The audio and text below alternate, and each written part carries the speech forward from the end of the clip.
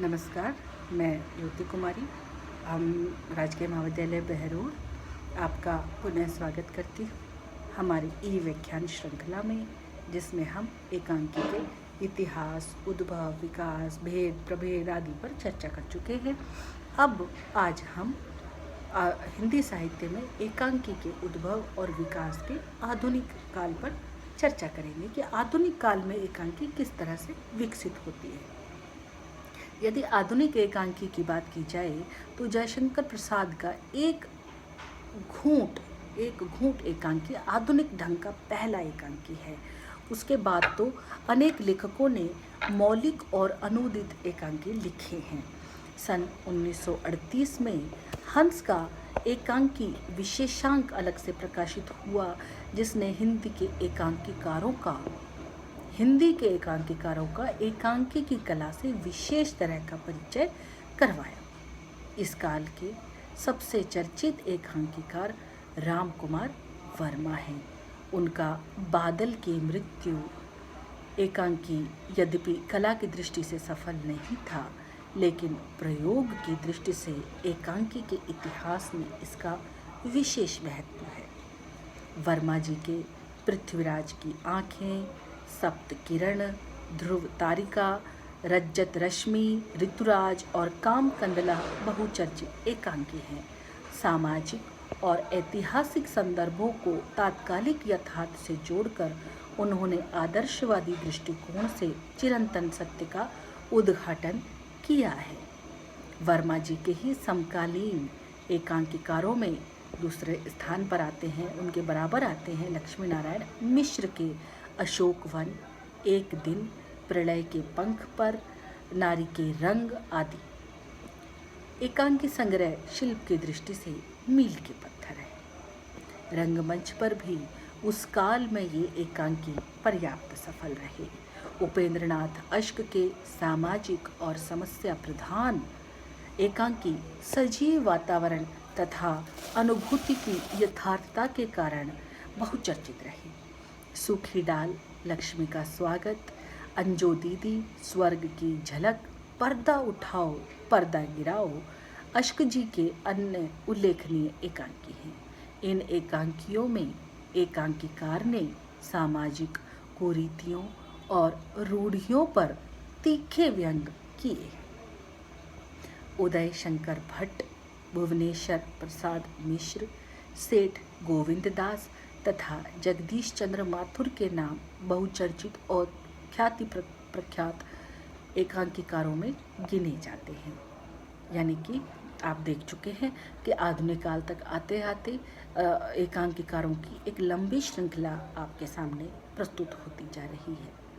अभिनव एकांकी के लेखक उदय शंकर भट्ट के एकांकियों का क्षेत्र विषय वस्तु की दृष्टि से व्यापक है। स्त्री का हृदय, चार एकांकी, समस्या का अंत, धूप शिखा, अंधकार और प्रकाश, आदिम युग, पर्दे के पीछे, आज का आदमी, सात प्रहसन आदि उनके अन्य एकांकी संग्रह हैं। उच्च और मध्य वर्ग की विडंबनाओं पर गहरी चोट करना भट्ट जी की विशेषता है। भुवनेश्वर प्रसाद मिश्र के प्रकाशित एकांकी संग्रह तांबे की कीलें, आज़ादी की नींद, सिकंदर उल्लेखनीय एकांकी हैं। ऐतिहासिक कथानकों के आधार पर विभिन्न जैसे कहा जा सकता है कि वो प्रसिद्ध एकांकी ऐतिहासिक कथानकों के आधार पर सिकंदर, अकबर की भी रचना है। सामाजिक रूढ़ियों, असमान विवाह, विभिन्न मनोवृत्तियों एवं मानसिक प्रवृत्तियों के चित्रण में इनको विशेष सफलता मिली है। एकांकी के तत्वों के विकास और शिल्प विधि के प्रयोग की दृष्टि से इनका नाम बहुत महत्व रखता है। सेठ गोविंद दास ने ऐतिहासिक, सामाजिक, राजनीतिक एवं नैतिक सभी विषयों पर लेखन कार्य किया है। इनके बुद्ध की एक शिष्या, प्रायश्चित, स्पर्धा, शाप का वर आदि श्रेष्ठ एकांकी इनके चर्चित रहे हैं। यदि इससे आगे बढ़ा जाए और ये कहा जा सकता है कि कला की दृष्टि से उसमें सूक्ष्मता नहीं थी, परंतु शिल्प की दृष्टि से उसमें बेहद गौरवशाली एकांकी उस समय लिखे गए। इस समय के आधुनिक काल में ही श्री जगदीश चंद्र माथुर भी इस काल के बेहद चर्चित एकांकीकार रहे हैं। भोर का तारा, ओ मेरे सपने जीवन की नवीन उस समस्याओं को रूपांतरित करते हैं।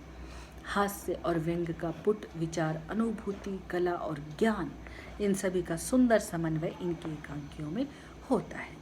इसी के आगे चलते हैं तो श्री गणेश प्रसाद द्विवेदी का एकांकी साहित्य में एक अच्छा स्थान है।